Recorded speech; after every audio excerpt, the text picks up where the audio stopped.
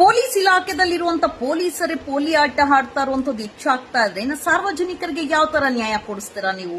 Police ಠಾಣೆಗೆ ಹೋಗುವಂತ ಪ್ರತಿಯೊಬ್ರು ಸಾರ್ವಜನಿಕರು ಪೊಲೀಸ್ ಠಾಣೆಗೆ ಹೋಗಿದ ತಕ್ಷಣ ಒಂದು ರಿಜಿಸ್ಟರ್ ಬುಕ್ ಅಂತ ಇರುತ್ತೆ. ನಮ್ಮ ಹೆಸರು, ನಮ್ಮ ಫೋನ್ ನಂಬರ್ ಎಲ್ಲ ಕೊಟ್ಟಿ ಬರಬೇಕು. ಸೊ ಅದು ಕೊಡೋದಕ್ಕೆ ಮುಂಚೆ 100 ಬಾರಿ ಯೋಚನೆ ಮಾಡಿ, ಯಾಕಂದ್ರೆ ಅಲ್ಲಿರುವಂತ ಪೊಲೀಸರು ನಿಮ್ಗೆ ಸಂದೇಶ ಕಳಿಸುವಂತದ್ದು, ನಿಮ್ಗೆ ಲಾಡ್ಜ್ ಕರೆಯುವಂತ ಕೆಲಸ ಮಾಡ್ತಾರೆ. ಆ ರೀತಿ ಒಂದು ಘಟನೆ ದಾಂಡಲಿ ಪೊಲೀಸ್ ಠಾಣೆಯಲ್ಲಿ ನಡೆದಿದೆ. ಮೊನ್ನೆ ಅಷ್ಟೇ ಭಟ್ಕಳ PSI ಒಂದು ಅಪ್ರಾಪ್ತ ಹೆಣ್ಣು ಮಗಳನ್ನ ಲಾಡ್ಜ್ ಕರ್ಕೊಂಡೋಗಿ ಲೈಂಗಿಕ ದೌರ್ಜನ್ಯ ಮಾಡಿರುವಂತ ಪ್ರಕರಣದಲ್ಲಿ ಬಂಧನ ಆಗಿದ್ದಾನೆ. ಅಷ್ಟರಲ್ಲೇ ದಾಂಡಲಿ ಪೊಲೀಸ್ ಠಾಣೆಯಲ್ಲಿ ಇರುವಂತ ಕಾನ್ಸ್ಟೇಬಲ್ ಆದಂತ ಮಾಂತೇಶ್ ಆಗಿ ಇಮ್ರಾನ್ ಇವರಿಬ್ರು ಠಾಣೆಗೆ ಬಂದಂತ ಹೆಣ್ಣು ಮಕ್ಕಳ ರಿಜಿಸ್ಟರ್ ಬುಕ್ ಅಲ್ಲಿ ಬರ್ದಿರುವಂತ ನಂಬರ್ಸ್ ತಗೊಂಡು ಡೀಟೇಲ್ಸ್ ತಗೊಂಡು ಅವ್ರಿಗೆ ಅಸಭ್ಯವಾಗಿ ಸಂದೇಶ ಕಳಿಸಿದಲ್ದಿರ ಅವ್ರನ್ನ ಲಾಡ್ಜ್ ಕರೆಯುವಂತ ಕೆಲಸ ಮಾಡಿದ್ರಂತೆ.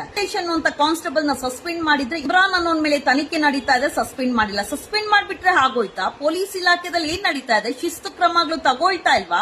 ಪೊಲೀಸ್ ಇಲಾಖೆದಲ್ಲಿ ಇರುವಂತ ಹಿರಿಯ ಅಧಿಕಾರಿಗಳು ಏನ್ ಮಾಡ್ತಾ ಇದಾರೆ? ಇಂತ ಒಂದು ಘಟನೆ ಹೆಚ್ಚಾಗ್ತಾ ಇದ್ರೂ ಸೂಕ್ತವಾದಂತ ಕ್ರಮಗಳು ಯಾಕೆ ತಗೊಳ್ತಾ ಇಲ್ಲ? ಘಟನೆ ಏನಂದ್ರೆ, ಇಬ್ರು ಹೆಣ್ಣು ಮಕ್ಕಳು ನಂಬರ್ ಪ್ಲೇಟ್ ಇಲ್ದಿರ ಗಾಡಿ ಓಡಿಸ್ತಾ ಇರ್ತಾರೆ.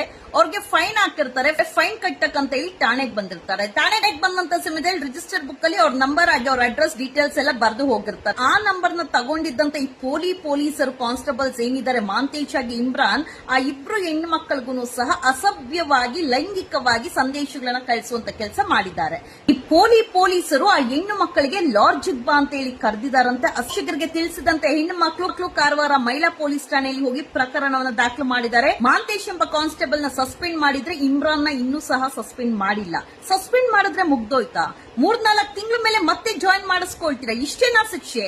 ಠಾಣೆಗೆ ಬರುವಂತ ಹೆಣ್ಣು ಮಕ್ಕಳಿಗೆ ರಕ್ಷಣೆ ಕೊಡಬೇಕು ಹೊರತು ಠಾಣೆಗೆ ರಕ್ಷಣೆ ಸಿಗುತ್ತೆ ಅಂತ ಬಂದಂತ ಹೆಣ್ಣು ಮಕ್ಕಳ ನಂಬರ್ ತಗೊಂಡು ಅಸಭ್ಯವಾಗಿ ಮೆಸೇಜ್ ಕಳಿಸೋದಲ್ದಿರ ಲಾಡ್ಜ್ ಕರೀತೀರಾ ಅಂದ್ರೆ ಪೊಲೀಸ್ ಇಲಾಖೆದಲ್ಲಿರುವಂತ ಹಿರಿಯ ಅಧಿಕಾರಿಗಳು ಯಾಕಿಂತವ್ರ ಮೇಲೆ ಸೂಕ್ತವಾದಂತ ಕ್ರಮ ತಗೊಳ್ತಾ ಇಲ್ಲ?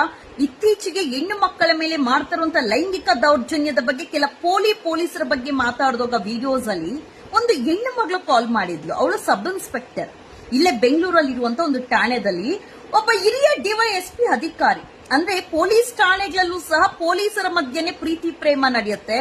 ಅಂಡ್ ಪೊಲೀಸ್ ಠಾಣೆಗಳಲ್ಲಿರುವಂತ ಹಿರಿಯ ಅಧಿಕಾರಿಗಳಿಗೆ ಇಂಥ ಕಾನ್ಸ್ಟೇಬಲ್, ಇಂಥ PSI ಹೆಣ್ಣು ಮಗಳು ಚೆನ್ನಾಗಿದ್ದಾಳೆ ಅಂದ್ರೆ ಅವಳು ಬೇಕು ಅಂತ ಕರೀತಾರಂತೆ. ಆ ಹೆಣ್ಣು ಮಗಳು ಒಬ್ಳು, ಮೇಡಮ್ ಈ ಆಡಿಯೋ ಎಲ್ಲೂ ದಯವಿಟ್ಟು ರೆಕಾರ್ಡ್ ಮಾಡಿ ಹಾಕ್ಬೇಡಿ, ನನಗೆ ತೊಂದರೆ ಆಗತ್ತೆ, ನನ್ನ ಕೆಲಸಕ್ಕೆ ತೊಂದರೆ ಆಗತ್ತೆ, ನಾನು ಬಡಸ್ತನದಿಂದ ಬಂದಿರುವಂತದ್ದು, ನಾನು ಮೆಡಿಕಲ್ ಫೀಲ್ಡ್ ಅಲ್ಲಿ ಇದ್ದಂತವಳು, ನಾನು ಪೊಲೀಸ್ ಇಲಾಖೆಯಲ್ಲಿ ಸರ್ವಿಸ್ ಮಾಡಬೇಕು, ಜನರ ಸೇವೆ ಮಾಡಬೇಕು, ಪೊಲೀಸ್ ಇಲಾಖೆ ಅಂದ್ರೆ ಶಿಸ್ತು ಅಂತ ಹೇಳಿ ನಾನು ಪೊಲೀಸ್ ಇಲಾಖೆನ ಸೆಲೆಕ್ಟ್ ಮಾಡ್ಕೊಂಡ್ ಬಂದೆ. ಬಟ್ ಪೊಲೀಸ್ ಇಲಾಖೆ ಒಳಗೇನೂ ಸಹ ನಾವು ಹೆಣ್ಣು ಮಕ್ಕಳು ಸ್ಯಾಕ್ರಿಫೈಸ್ ಮಾಡಬೇಕು, ನಾವು ಹೆಣ್ಣು ಮಕ್ಕಳು ಕಮಿಟ್ ಆಗಬೇಕು.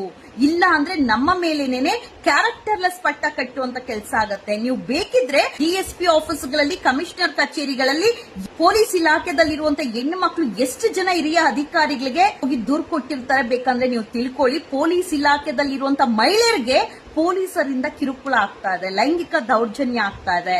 ನೊಂದ್ಕೊಂಡು ನನ್ನ ಹತ್ರ ಹೇಳುವಾಗ ಅಂದ್ರೆ ಅವ್ರಿಗೆ ಕೆಲಸ ಮಾಡಕ್ ಬಿಡೋದಿಲ್ಲ ಅಂತ ಅಷ್ಟು ಮಾನಸಿಕ ಕಿರುಕುಳ ಕೊಡ್ತಾರೆ. ನಾವ್ ಇದನ್ನ ಹೊರಗಡೆ ಬಂದು ಹಿಂಗ್ ಹೇಳ್ಕೊಳ್ಳೋದು? ಕಾರಣ ನಮ್ಮ ಮೈ ಮೇಲೆ ಕಾಕಿ ಇದೆ, ಉದ್ಯೋಗ ಇದೆ, ನಾವ್ ಇದನ್ನೇ ನಂಬ್ಕೊಂಡು ಬದುಕ್ತಾ ಇದೀರಿ. ನಾವೆಲ್ಲದಕ್ಕೂ ಕಮಿಟ್ ಆಗಿ ತಲೆ ಬಗ್ಸಿ ಹೋಗುವಂತ ಪರಿಸ್ಥಿತಿ ಬಂದ್ಬಿಟ್ಟಿದೆ. ನೀವಾದ್ರೂ ಸಾರ್ವಜನಿಕವಾಗಿ ಮಾತಾಡ್ತೀರಾ, ಆದ್ರೆ ನಾವು ಮಾತಾಡಕ್ ಆಗಲ್ಲ. ಬಿಕಾಸ್ ನಮ್ಗೆ ಆದಂತ ರೂಲ್ಸ್, ಟರ್ಮ್ಸ್ ಅಂಡ್ ಕಂಡೀಷನ್ ಇರುತ್ತೆ. ನೀವು ಬೇಕಿದ್ರೆ ಹೋಗಿ ಕಮಿಷನರ್ ಆಫೀಸ್ ಅಲ್ಲಿ, ಇಲ್ಲ DSP ಆಫೀಸ್ ಅಲ್ಲಿ, DCP ಆಫೀಸ್ ಅಲ್ಲಿ ಚೆಕ್ ಮಾಡಿ ಎಷ್ಟು ಪೊಲೀಸ್ ಇಲಾಖೆದಲ್ಲಿರುವಂತ ಹೆಣ್ಣು ಮಕ್ಕಳು ಪೊಲೀಸರೇ ಹೋಗಿ ದೂರು ಕೊಟ್ಟಿರ್ತಾರೆ ಆಗ್ತಾ ಇರುವಂತ ಲೈಂಗಿಕ ಕಿರುಕುಳ ದೌರ್ಜನ್ಯ. ಅದಲ್ಲದೆ ಪೊಲೀಸ್ ಇಲಾಖೆದಲ್ಲಿರುವಂತ ಪೊಲೀಸರೇ ಬೇರೆ ಒಂದು ಅನೈತಿಕ ಸಂಬಂಧ, ಅಕ್ರಮ ಸಂಬಂಧ ಇಟ್ಕೊಂಡು ತನ್ನ ಪತ್ನಿಯರು ಹೋಗಿ ಎಷ್ಟು ಜನ ಹೋಗಿ ಹಿರಿಯ ಅಧಿಕಾರಿಗಳಿಗೆ ದೂರು ಕೊಟ್ಟಿರ್ತಾರೆ ಕೇಳಿ. ಬೇಕಾದ್ರೆ ಯಾರಿಗಾದ್ರೂ ಒಬ್ಬರಿಗೆ ನ್ಯಾಯ ಸಿಕ್ಕಿರುತ್ತೆ ಕೇಳಿ ಮೇಡಮ್ ಬೇಕಂದ್ರೆ ಅಂತ ಹೆಣ್ಣು ಮಗಳು ಹೇಳ್ದಾಗ, ಹಾಗಾದ್ರೆ ಪೊಲೀಸ್ ಇಲಾಖೆ ಸಾರ್ವಜನಿಕರಿಗೆ ಏನ್ ಸಹಾಯ ಮಾಡುತ್ತೆ? ಪೊಲೀಸ್ ಇಲಾಖೆ ಸಾರ್ವಜನಿಕರಿಗೆ ಹೆಂಗ್ ರಕ್ಷಣೆ ಕೊಡುತ್ತೆ? ಅದಕ್ಕೆಲ್ವಾ ಬೀದಿಗಳಿಗೂ ಅಕ್ರಮ ಸಂಬಂಧ, ಅನೈತಿಕ ಸಂಬಂಧಕ್ಕೆ ಕೊನೆಗೆ ಬೀದಿ ಹೆಣಗಳಾಗಿ ಸಾಯ್ತಾ ಇರುವಂತದ್ದು. ಪೊಲೀಸ್ ಇಲಾಖೆ ಒಳಗೇನೆ ಶಿಸ್ತಿಲ್ಲ, ಪೊಲೀಸ್ ಇಲಾಖೆ ಒಳಗೇನೆ ರಕ್ಷಣೆ ಇಲ್ಲ ಅಂದ್ರೆ ಜಸ್ಟ್ ಒಂದು FIR ದಾಖಲು ಮಾಡೋದಕ್ಕೆ, ಆರೋಪಿಗಳನ್ನ ಬಂಧಿಸಿ ಜೈಲಿಗೆ ಕಳಿಸೋದಕ್ಕೆ ಮಾತ್ರ ಪೊಲೀಸ್ ಇಲಾಖೆ ಇದೆಯಾ? ಕೆಲ ಪೊಲೀಸರು ಹಣಕ್ಕೋಸ್ಕರ ಸುಳ್ಳು ದೂರುಗಳನ್ನ ಹಾಕ್ತಾರೆ. ಕೆಲ ಪೊಲೀಸರು ಹಣಕ್ಕೋಸ್ಕರ ಸತ್ಯವನ್ನು ಸಹ ಸುಳ್ಳು ಮಾಡ್ತಾರೆ, ಸುಳ್ಳನ್ನ ಸತ್ಯ ಮಾಡ್ತಾರೆ, ನಿರಪರಾಧಿಗಳನ್ನ ಅಪರಾಧಿ ಮಾಡ್ತಾರೆ, ಅಪರಾಧಿಗಳನ್ನ ನಿರಪರಾಧಿ ಮಾಡ್ತಾರೆ. ಕರ್ಮ ಅನ್ನೋದು ಯಾರನ್ನೂ ಬಿಡೋದಿಲ್ಲ. ತಪ್ಪು ನೀವೇ ಮಾಡ್ಲಿ, ನಾವೇ ಮಾಡ್ಲಿ, ಯಾರೇ ಮಾಡ್ಲಿ, ಸಾಮಾನ್ಯ ವ್ಯಕ್ತಿಗಳು ತಪ್ಪು ಮಾಡಿದ್ರೆ FIR ಮಾಡಿ ಬಂಧಿಸುವಂತವ್ರು ನೀವು. ಅದೇ ಪೊಲೀಸ್ ಇಲಾಖೆದಲ್ಲಿರುವಂತ ಪೊಲೀಸರು ಮಾಡುವಂತ ತಪ್ಪಿಗೆ ಸಸ್ಪೆಂಡ್ ಅಷ್ಟೇನ ಶಿಕ್ಷೆ? ಯಾಕೆ ಅವ್ರ ಮೇಲೆ FIR ದಾಖಲಾಗಲ್ಲ? ಯಾಕೆ ಅವ್ರನ್ನ ಬಂಧಿಸುವಂತ ಕೆಲಸ ಮಾಡಲ್ಲ? ಯಾಕೆ ಅವ್ರಿಗೆ ಜೈಲ್ಗಟ್ಟುವಂತ ಕೆಲಸ ಮಾಡೋದಿಲ್ಲ? ಕಾನೂನು ಅನ್ನೋದು ಸಾಮಾನ್ಯ ಜನರಿಗೆ ಹೆಂಗೋ ಪೊಲೀಸ್ ಇಲಾಖೆದಲ್ಲಿರುವಂತ ಪೊಲೀಸರ್ಗೂ ಸಹ ಅದೇ ಕಾನೂನು ರಿಫ್ಲೆಕ್ಟ್ ಆಗುತ್ತೆ. ಆದ್ರೆ ಪೊಲೀಸ್ ಇಲಾಖೆ ಒಂದು ಒಗ್ಗಟ್ಟಿನ ಇಲಾಖೆ. ಯಾಕಂದ್ರೆ ಅವ್ರ ಮೇಲೆ ಎಷ್ಟೇ ಅಫೆನ್ಸ್ ಆದ್ರೇನು, ಎಷ್ಟೇ ಅಲಿಗೇಷನ್ಸ್ ಬಂದ್ರೇನು, FIR ಮಾಡಿ ಬಂಧಿಸುವಂತ ಸಂದರ್ಭ ಬಂದ್ರೇನು ಪೊಲೀಸ್ ಇಲಾಖೆದಲ್ಲಿರುವಂತಹ ಪೊಲೀಸರು ಒಗ್ಗಟ್ಟಾಗಿದ್ದು ಬಿಡ್ತಾರೆ.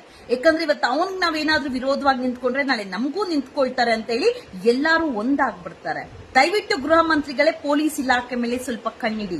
ಈ ಪೊಲೀಸರಿಗೆ ಸ್ವಲ್ಪ ಎಡೆಮುರಿ ಕಟ್ಟುವಂತ ಕೆಲಸ ಮಾಡಿ, ಶಿಸ್ತಿನ ಕ್ರಮ ತಗೊಳ್ಳಿ. ಸಸ್ಪೆಂಡ್ ಬೇಡ, ನೇರವಾಗಿ ಟರ್ಮಿನೇಟ್ ಮಾಡಿ, FIR ದಾಖಲು ಮಾಡಿ ಅವ್ರ ಮೇಲೆ. ಇನ್ನೆಷ್ಟು ಪೊಲೀಸರು ಬೆತ್ತಲೆ ಆಗ್ತಿರೋ ಗೊತ್ತಿಲ್ಲ.